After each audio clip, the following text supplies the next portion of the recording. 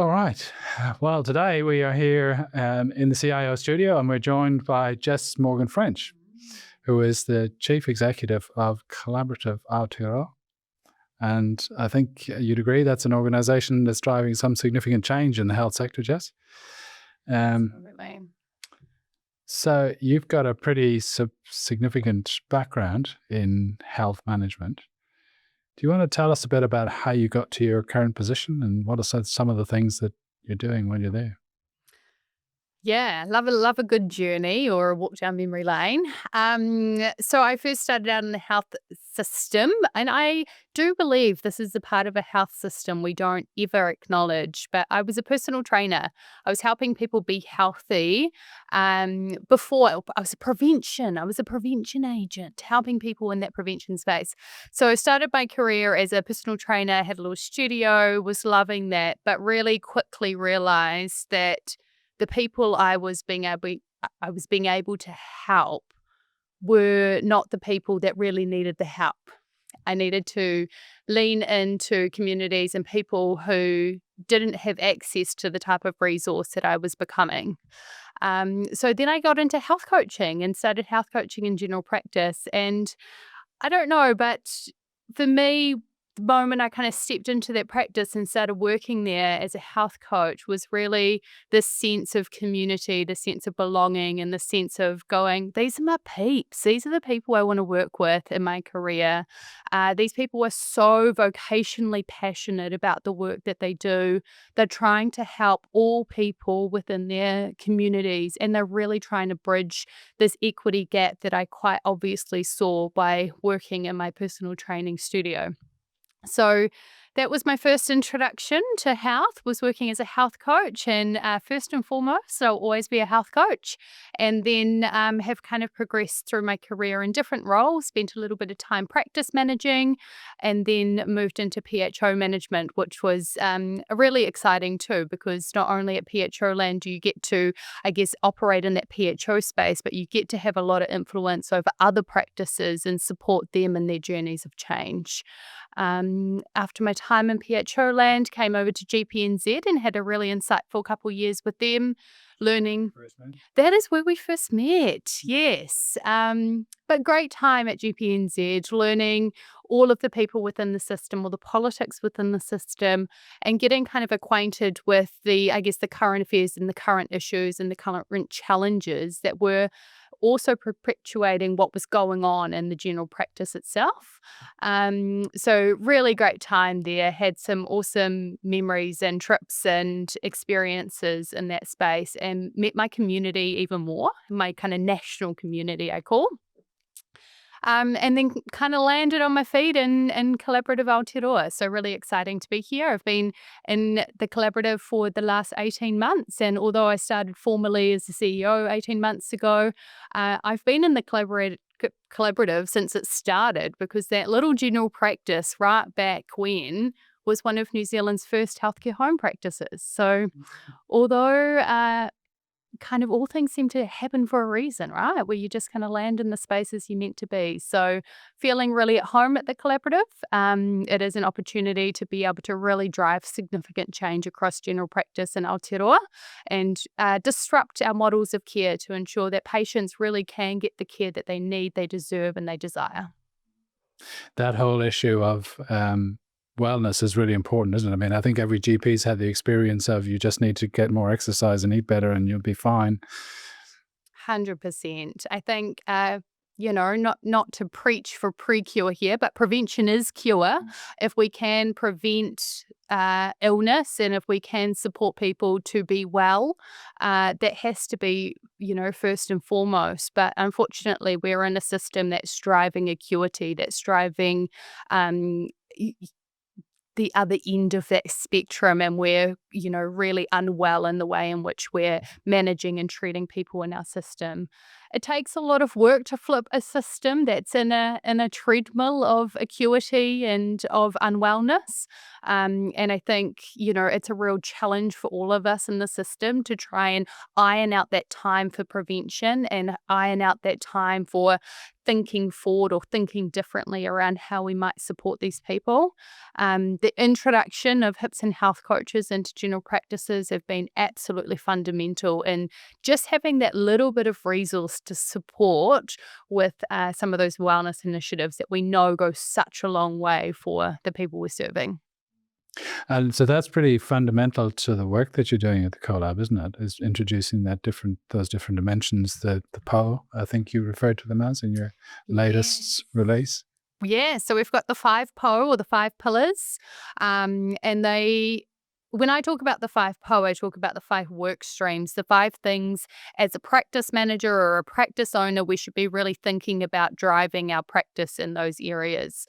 And so I think automatically there's going to be one of those PO or pillars that you're more familiar with and that you go, oh, actually we do that pretty well, whether it be access to acute services or whether that is maybe a prevention program that the practice is running. There'll be elements that do kind of land in there. So this is going to test my memory bank, but our 5 PO are access to acute care, our workforce sustainability is such a pivotal work stream for us in general practice, our innovation and sustainability, what are we doing to innovate, do things differently, but also what are we doing to make sure we're here tomorrow? What are we doing to ensure we're financially sustainable? What are we doing to ensure that we're environmentally sustainable? And then we've got our proactive and prevention work stream, which is really what we've just been talking about, getting those different approaches to care coming in and flourishing within our practice models. And then the last one, which is, a little bit ironic, but is our collaboration PO. And that's around really acknowledging that we can't do it in isolation. No one general practice can do all services that one person needs. So how do we collaborate across a wide range of different services to ensure that the patient receives the best possible care and outcome required? Because primary care is so important, isn't it? I mean, the evidence is really strong that if we have good relationships with primary care practitioners, we're going to live longer, we're going to be healthier. What are some of the thought processes that are going on in primary care around how digital can enable that? Yeah, I think primary care is an absolute fundamental to any health system, and there's buckets of evidence that support that and that really show the impact that a successful primary care system can have. The digital enablement part, I think, is really interesting. And I actually went to a lecture at the Liggins Institute earlier in the week. And I think we've got to really be careful with technology and the way in which we deploy it into our practices and into our operations to ensure that it is culturally safe, it's clinically safe, and it's sustainable in practice. So we want to ensure that we're bringing in technology that is going to be here for the future and that is going to really support our work streams. It can do all of those things. It can be culturally safe and it can be clinically safe and it can really bring a lens of sustainability to our practice if we're mindful and thoughtful about the way in which we implement that into the practice. So again, at the Collab, we are really passionate about that piece of, yes, there's so many beautiful, fun technologies out there that can enhance our work, but unless they kind of meet that criteria, they somewhat become obsolete to us because we need to ensure that whatever we bring in is going to fit with the workflow that's going to maybe disrupt the workflow a little bit. That's okay too, but it's going to really fit within the context of the place we're expecting it to work. And no conversation on this subject would be complete unless we mentioned AI. And you are chairing the AI group in primary care at the moment, am I right? You are right. The chair of the Collaborative Aotearoa AI and Primary Care Working Group. How's that progressing? What are some of the things that are going on there? Yeah, really interesting. The group has been in formation for nearly my entire time at Collaborative. So we'll be coming up, I think we've just had our first birthday and we're kind of nearing on 14, 15 months in production, which is pretty exciting.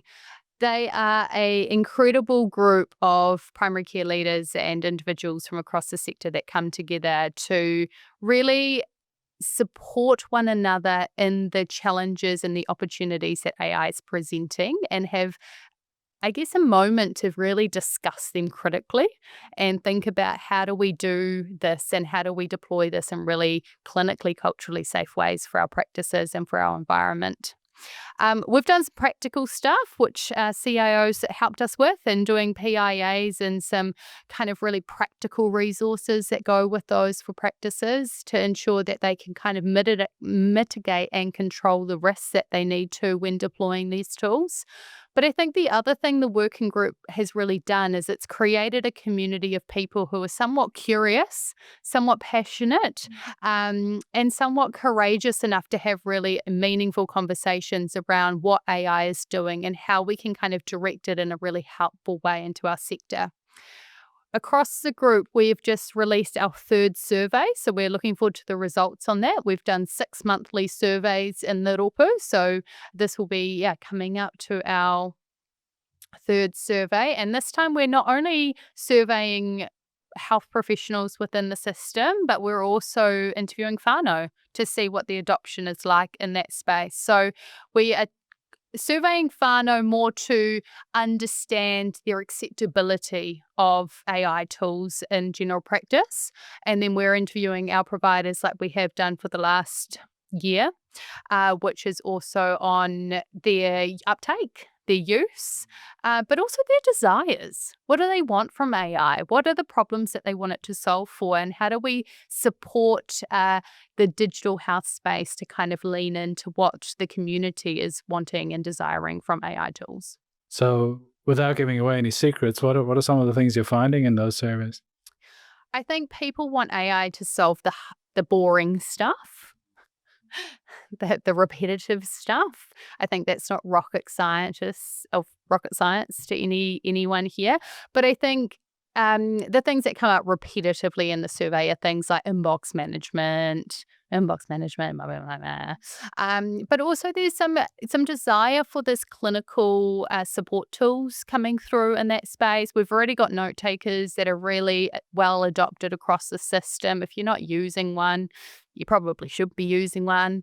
And I think that there's a whole lot of other kind of administrative tasks, whether that be billing, whether that be looking at our population density, whether it could be used for some of this prevention work and this wellness work as well, to see if we can capture the people and start to predict maybe the outcomes for people's health based on their genealogy or their past or their history or their trends, and be able to start having more of a prevention approach to their healthcare journey rather than the real, I guess, reactive approach that we're currently having.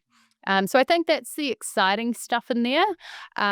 We are working on an HRC grant at the moment, which we're really excited to it's just been announced. And that is around bringing the clinical diagnostic tool into the extended workforce. So we think about nurses and paramedics and all of these other people that are working in our general practices, being able to have access to tools to help them make better decisions in the workflows that they're doing. So we're really excited to be on that journey. And again, our role in that space is to ensure that these tools are implemented in a kind of culturally and clinically safe way.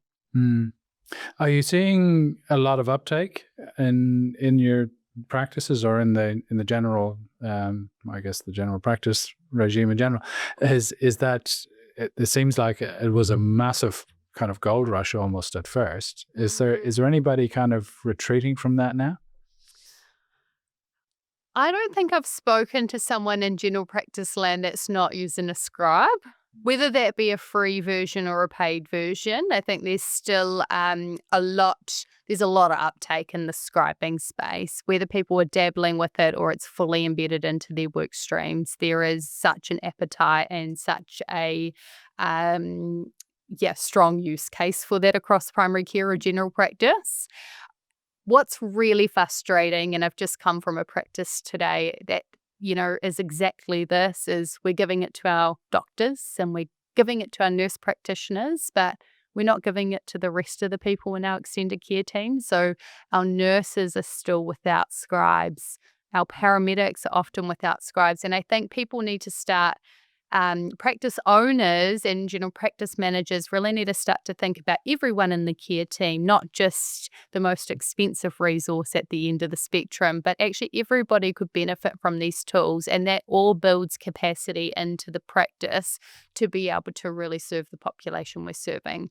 So yeah, I do. I think that AI tools are really being adopted, and there is quite a kind of steady uptake of tools across the system. We are still quite fixated in the scribe component, but we are seeing little pockets of dabbling in different tools, whether that might be a diagnostic tool or an inbox management tool or something else in between. That inbox management has got to be a winner, doesn't it? Because it's such a huge amount of stuff getting slammed into GP and administrative mailboxes in primary care, right?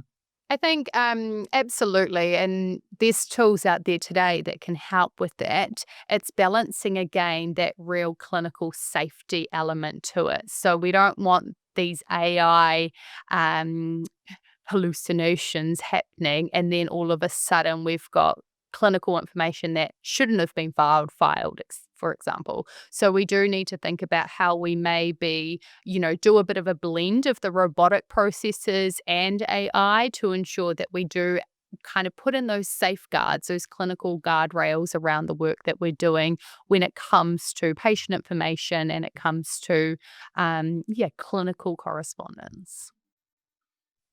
As you know, we did we called it a white paper. It turned out to be a bit orange and green in our colors, but it was a tool that we did some assessments of what was actually going on, some research, and wrote up some ideas as to what would be good practice.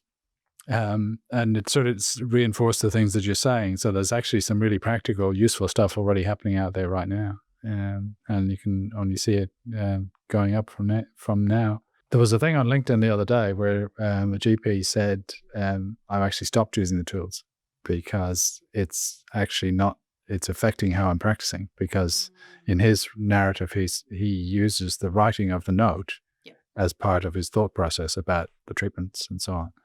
And I thought that was a really interesting perspective. And it seems to me that there's a kind of, now we're starting to see what the consequences of these things are going to be. And there'll be probably a bit of a swing back and forth before we land on what are the sensible practices. What are your thoughts on that? I don't think it's uncommon. I think we all process information differently, and we all learn differently, and we all have different ways of doing our work and getting the best out of ourselves. And I think we need to know that about ourselves before we go and deploy these tools. Is an AI scribe going to be good for everyone? Absolutely not. I spoke to another GP this week who said to me, I don't use an AI scribe. And I said, oh, why is that? And she said, well, I read a piece of research that said that it reduces your critical thinking. And I kind of went, if that's your thought process, if you as somebody has to kind of sit, stop, think about the note, do the critical thinking, and then type the note, absolutely. A scribe is not going to be useful for you. You're going to reduce and you're going to neglect that part of your care delivery. But I can tell you right now, when I write a note, no critical thinking going on. I've done that critical thinking before, or I've done it after. And I'm a far better speaker than I am a writer. So if I'm able to dictate, or if I'm able to tell and describe to the patient as I'm going the critical thoughts that are going on in my head, then that's going to work really well for me. But the reality is we're not all wired the same. Some people are going to really benefit from that tool. Some aren't.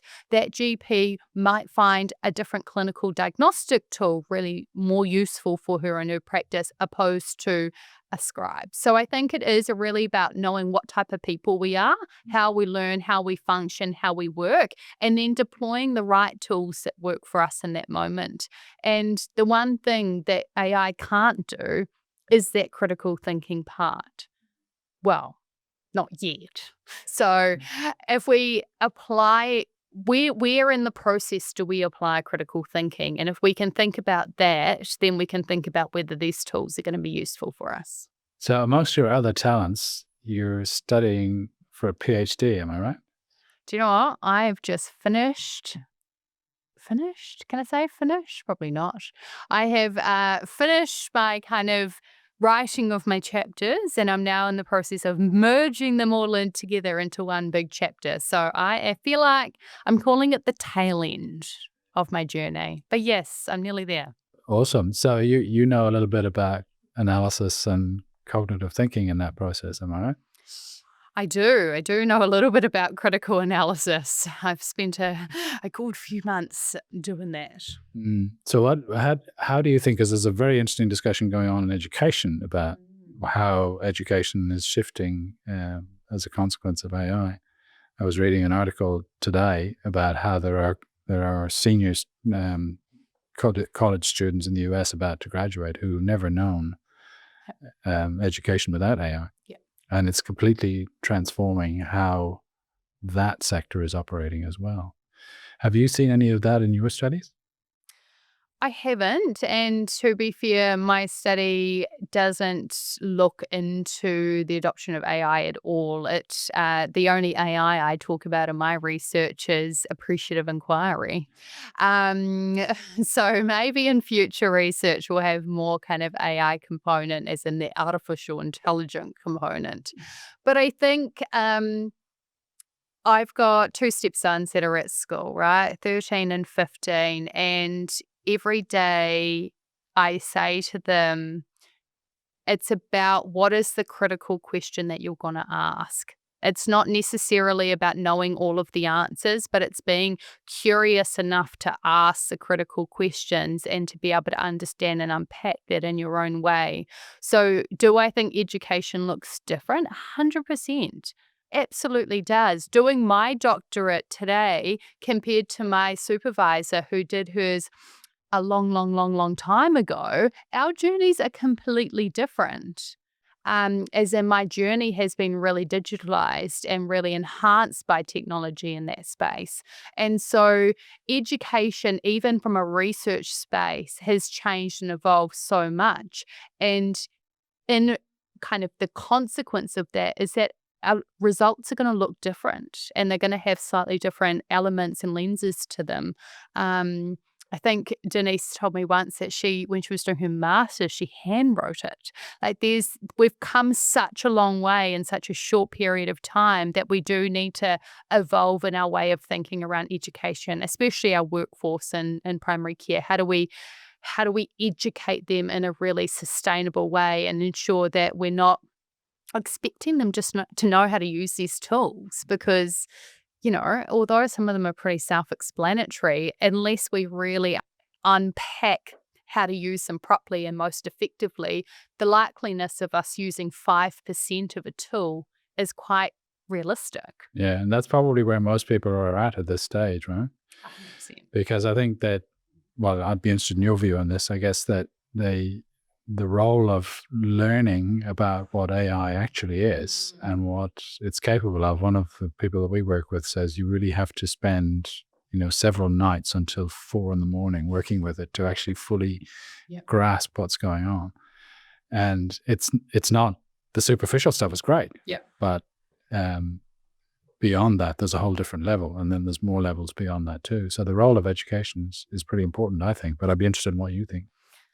I think the role of education is fundamental, but we're not doing it. Collaborative Aotearoa is one of the only organizations in Aotearoa that has any AI training for the health workforce. Where are we training people in how to use these tools what is AI? And then how do we use these tools? And I think people learn in different ways. So we need different modes of being able to educate and train and upskill. So we need to be able to deploy those in different ways. At Collab, we've got our online learning modules that we did in partnership with Hendricks Health, and they're an incredible resource for primary care, where you can go on and you can do, half an hour of learning and get a really deep knowledge around what AI is and how to safely deploy it. We've got webinars on how to build templates in Heidi Health, because we know that majority of our GPs are using that as their note-taking scribe. But where else do you get educated and upskilled in these spaces is something that really stands out to me as a bit of a missing gap in our system, and one that the Collab's, I guess, eagerly trying to close in by supplying whatever we can in this space. And are you getting a good uptake of that stuff? Yeah, absolutely. The modules have been really successful. Lots of people have done them, and we've just had approval from Health New Zealand. They're going to put them on the Health Learn platform, which means that they'll be more widely accessible. They have been a little bit restricted because we can only have so many people in our learning management system at a time, but now them being on Health Learn really does open up the availability and the accessibility to the wider New Zealand health workforce, because they're equally as useful to people working in secondary care. Basic principles are basic principles, right? 100%. Well, that's a really good win for you guys, isn't it? Yeah, it is. And I think, big credit to Hendricks, who co-designed those with us. And they are a really awesome tool to be able to help the fundamental build. And then we need to start building on that even more, because once we've got our fundamentals, we need to go to 102, 103, 104 and start to really enhance our workflows. Something I did with my team actually just recently, I deployed Copilot across all of the staff at Collab, and in their first week, I gave them a week to have a tutu, right? Have a play. So I gave them a week to have a play, and then had some training, in-house training on Copilot. So I got somebody in to do that for us, and just having somebody to show you where to change the settings and make it more sound like you, and actually show you the different things that it's capable of, really enhances the way that you work. And because these tools can do so much, it's about breaking that down into the bite-sized pieces. So yes, we've covered off emails and using the chat function and some kind of Excel tools today, but we will continue to do kind of that bite-sized learning as a team, and also deploying it to our work streams. We now have an AI agent that supports us with our pānui, and all of these different elements are coming through because we now know how to effectively use them, rather than just having them and only using the 5%. Yeah, so if you're using agents, you're getting into the more advanced stuff, right? Well, we're trying to be clever. We're trying to be ahead of the curve. But I think it's really, I think it's trial and error, figuring out what works. We've got a pānui agent. If our August pānui is a bit of a flop, then please let us know. We'll kind of live and learn, right? And kind of see. But the fact that we can kind of put in the last 24 months of pānui into this agent, and we can school it on what's relevant and what our audience think is really interesting and what we need to produce more of and what we don't, is such incredible insights. It helps us kind of really target resources that are appropriate for our sector. Makes us more meaningful, makes us more purposeful in the work that we're doing. Yeah, and you guys don't have huge resources to play with, do you? So you've got to use every possible tool that's available to you. We are a lean machine. Just recently, Switzerland announced that they were developing their own AI for the country.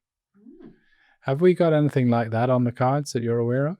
I'm not aware of anything that's kind of more broad speaking. I think, there's obviously different organizations that are creating and deploying their own tools, but I think it's really interesting, the concept of having a country tool, or having a country kind of guardrail around the work that we do. I think that would be limiting in many ways, but it would also be a way of upholding Māori data sovereignty, which I know is being really essential in all of the conversations that we've been having around AI.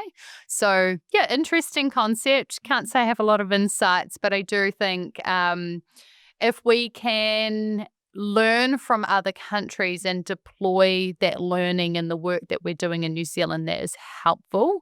We're quite small a nation to be able to come up with all of these ideas ourselves. So how do we learn from the international environment that we're a part of and then deploy what's really critical in New Zealand? Yeah, it's kind of a balancing act, isn't it? Because we want the bigger pool of research and knowledge, but we also want to hold on to our own values and our own things that are valuable to us. Yeah, and I think there's a balance there. So if you think of Heidi, for instance, they are an international company, Australian company. They are operating all over the globe. I think those are the types of international relationships we want to really uphold as organizations that actually stop and think and consider what data means to people in New Zealand and where they'd like that to be held. So I don't think we need to do it all on our own. I think we can do it with really appropriate safeguards around us and some really, I guess, thoughtful and mindful thinking around what that means. But when it comes to data and it comes to these tools and it comes to other people, I can't say it enough, but consent. You know, we need to be asking people if it's okay to be using these tools. And that won't last forever. But I think initially it is something that's really important, and I can't say we're doing consistently across the system. So if you're not consenting, this is your subtle reminder too. Last time I went to my GP, she asked the consent question around the use of Heidi, and I said, "Oh, I have no problem with AI, but I wish you weren't using Heidi just for fun." And she went, "Why? I think most GPs in New Zealand are using Heidi. We had a bit of a NABLA flare up for a while, and now, yeah, she's pretty much status quo and a lot of embedded in a lot of work streams and practices across New Zealand. But you know, lots more will come. There's already some new ones out there that are kind of making a bit of an entrance into the sector. So whatever the tool is, it's about appropriately using it in your space. Feel free not to answer this, but at your conference, John Harries sounded a note of warning about AI. And I thought he had a reasonable point. But do you think anybody's listening? Can you recall his point? Well, he said that the people that are bringing us AI are essentially as careless as the people that brought us social media. And we should be mindful of that. I think he does have a point. I think we need to deploy these tools safely and with guardrails. And what we're seeing in the system is not that. Is people downloading the free version of Heidi, no idea what it does. No, I'm just going to give it a go. I'm not going to tell my practice manager. Amount of GPs that go, but I haven't told the practice manager. Well, you probably need to. You know, if we want to deploy these tools in a really safe way, that's going to really uphold patient data and privacy and enable good, effective workflows, you kind of need to tell someone about them. And you need to be really transparent in the work that you're doing. So, yeah, I do think that if we don't take the time to implement safely and implement with caution and implement with care, then we do risk being really reckless in our approach. And we do risk not upholding the best interests of everyone in that space either. These tools are here to support our workflows and they're here to enable us to do things differently, but that shouldn't come at the cost of people and emotions and feelings and So it's like any cool tool. It makes it great.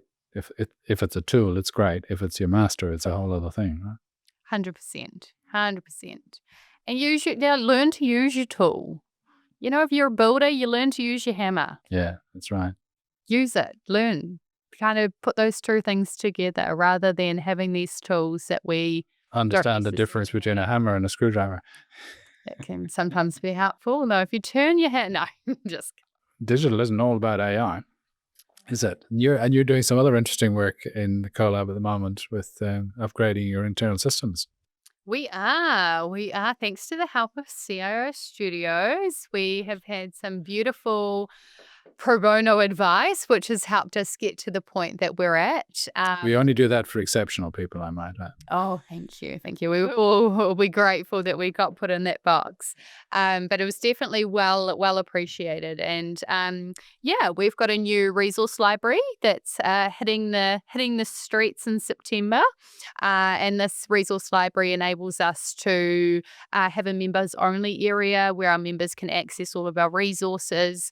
It also enables all of the general practices within our PHO members to come together and use all our resources as well. So a really great system. We have got a lot of contacts in our system that we're just trying to marry up to the right general practices. And it's been a really awesome activity to kind of go through that from, I guess, an abundance of spreadsheets to a system that's working for us. It's been actually custom built for us too. So it is really cognizant of our workflow, of our relationships and our connections within the system. But yeah, shows a journey going on, a bit of a build stage. It's always good fun. But it's so important, isn't it? Because the data has got to be right too for the other stuff, the AI stuff amongst other things to work. And so, yeah, it's that clean up and tidy up and making it all tickety-boo is pretty important. Do you know, I went to go and add someone into our new system the other day, and I started typing and I put in their email address, and then it popped up with, "Are they from this organization?" And I went, "Oh God, I love this thing." Where it's just starting to collect some of that data already, and that's the AI kind of components coming in to support our system. So, yeah, absolutely. The data, but AI can also help with that data cleaning and that data sharing as well. So it is about how do we kind of build these systems that really do solve for the problems that we're trying to solve for. Where do you think we're going to end up, 5-10 years down the track? I think it's really hard to tell at the moment. At the pace in which technology is changing, it's really hard to really understand where we're at. I think, and I've just come off a call earlier today where the fundamentals of primary care have and will remain. So continuity of care, access to primary level care, those things, despite what happens, are still going to be really needed. Having equity of care and delivering equitable services within our care programs are going to be really essential. So I think when I kind of go, what's going to happen in 5 years' time, I think if people enact the findings of my research, we'll have some really great equitable primary care services being enacted across our system. We'll have people being able to access their care provider when and how they'd like to be accessed. And that doesn't necessarily have to result in a face-to-face appointment. That could be asynchronous care. That could be telehealth appointment. But it should be from the provider that they have trust in. One thing that my research through quite strongly is this notion of whanaungatanga. So when we've got relationship, when we've got connection, when we've got meaningful kind of I guess, purpose in that relationship, we're more likely to engage further in that care journey and therefore enable equity for the people that we're trying to serve in that moment. So where we risk at the moment is a really transactional system that really disregards the relational component of general practice, which is very well evidenced to have results in good health outcomes for people. So we need to really think about how we midi that into our system over the next 5 or 10 years and how we think about the care journey we take people on.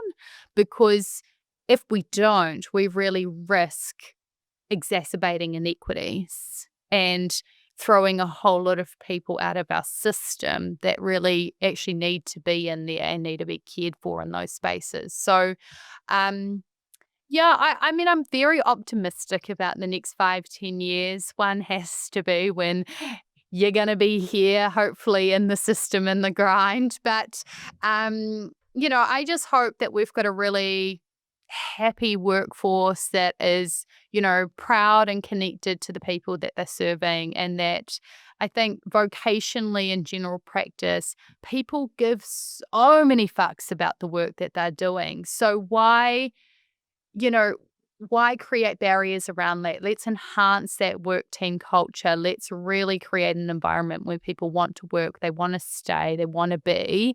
And then the people that we're serving at the other end get the kind of reward, if you like, from that environment that we're fostering and caring for in that space. So, bit of a hard question, but That's a good answer, though, because I think that, we know that when people are happy and enjoying their work, they do better work. 100%. And then the people that they're serving get better outcomes because of it. And that's what brings it down. That brings it in a nice circle to your journey. It was all about the people, right? And it's actually, the technology is great, but actually it's the people that are the most important thing. That's the proverb, isn't it? It is. It is. It is. It is all about the people. And I think it's about the people using the technology too, right? How do we get them to use it in an efficient and effective way? And yeah, we talk about our kids growing up in a digitally enabled world. And I talk to practices about this all the time. Like, my teenage kids don't know how to ring the doctors, but they sure as hell know how to use an app. If you want them to be caring for their health and you want them to be, in that space, create an opportunity for them to book an appointment in a way that they feel comfortable doing. And it's not to say I shouldn't teach my kids how to ring the doctors, because I probably should. But it is about how do we create different ways in which people can access our services. And some of those are absolutely digitally enabled because we're in a digital era where we all have a computer in our pocket and we all have access to these different things that enable us to connect in and out of. So it's not to say that we should neglect people or neglect technology in the people conversation, because we do need to have them kind of hand in hand. Well, we could go on all night on this subject, I'm sure, but it's been lovely to have you in the studio to have a bit of a chat to us, Jess. Thank you so much. And thank you for all the work that you're doing with the Collab. It's amazing stuff. And we're really pleased to be helping you on the journey. Kia ora, and thank you. It's been an absolute pleasure to have a chat. It's been my most enjoyable conversation of the day.